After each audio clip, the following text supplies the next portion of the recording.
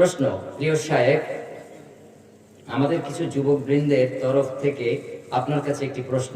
রমজান মাসে আমরা আলাদাভাবে একজন ইমাম রাখি। ইমাম সাহেব ইফতারের আগে মাইকে গজল বা কোরআন তেলাওয়াত করতে পারবেন?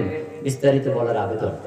আলহামদুলিল্লাহ, গুরুত্বপূর্ণ জিজ্ঞাসা। দেখুন, ইফতারির আগে আলাদা কোনো অনুষ্ঠান, আলাদা কোনো আমল, এই ধরনের বিষয় কোরআন হাদিসে পাওয়া যায় না। ইফতারি হবে, ব্যবস্থা হবে, সেখানে আপনি ইফতারি করবেন, এরপর মাগরিবের সালাত আদায় হবে।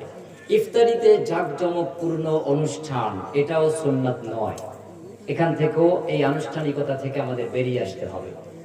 এই আনুষ্ঠানিকতা করার কারণে এই সিয়াম রমাজানের যে উপকারিতা, তার থেকে আমরা বঞ্চিত হই। এর উপকারিতা সম্পর্কে আপনি যদি জানতে চান, সূরা আল বাকারা 183 থেকে 187 নম্বর আয়াত, তাফসিরে নুরুল কোরআন, সর্ববৃহৎ আধুনিক একটা তাফসীর গ্রন্থ, একেবারে লেটেস্ট। আর ইবনে কাসির, এগুলি পড়লে তো অবশ্যই পাবেন। তাছাড়া হাদিসের মধ্যেও আপনি পাবেন, বিশেষ করে আব্দুল হাকিম চুগদাই, ওনার লিখিত সুন্নাহ আধুনিক বিজ্ঞান, সিয়ামের উপকারিতা প্রায় 14টি পৃষ্ঠা ব্যাপী উনি লিপিবদ্ধ করেছেন, দলিল আদিল্লাহ সহ। বাস্তব ভিত্তিক কিছু এমন উদাহরণ, এমন উপকরণ ওখানে পেশ করেছেন আপ্লুত হওয়ার মতন।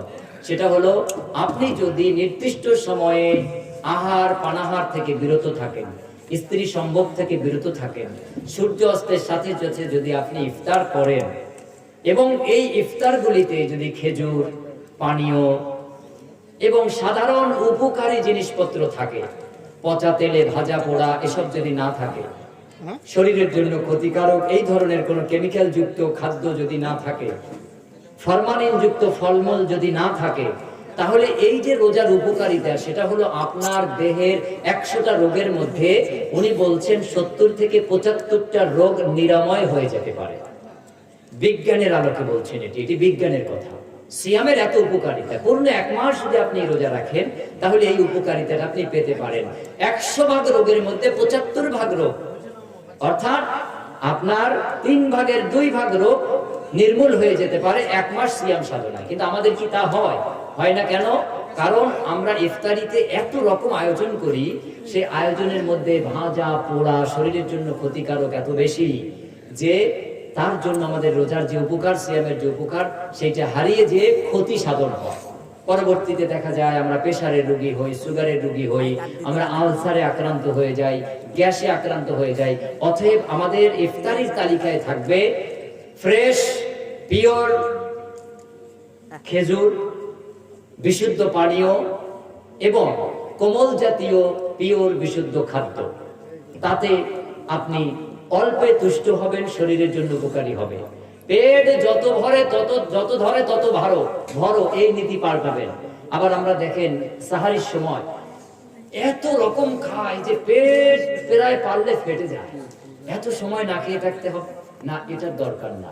আপনি কম খান, যতটুকু খেতে পারেন তার 3 ভাগের 1 ভাগ খান। অতটা না পারেন, যতটুকু খেতে পারেন তার অর্ধেক খান, শরীরের উপকারিতা আসবে। আপনার শরীর খুব ভারী, এটা ভালো না।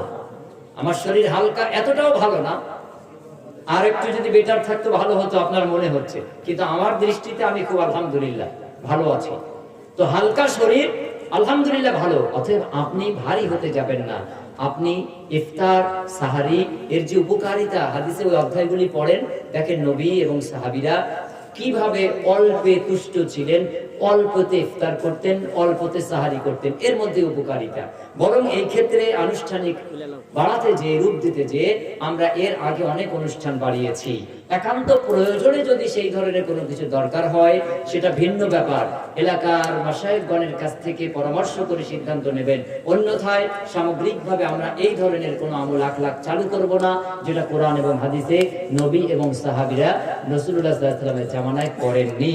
অতএব আপনি যেটা উল্লেখ করেছেন, গজল বা কোরআন তেলাওয়াত, এইসব জিনিস ইফতারির আগে মাইক চালিয়ে করবে, এটা সুন্নাত বলে আমি প্রমাণ পাইনি।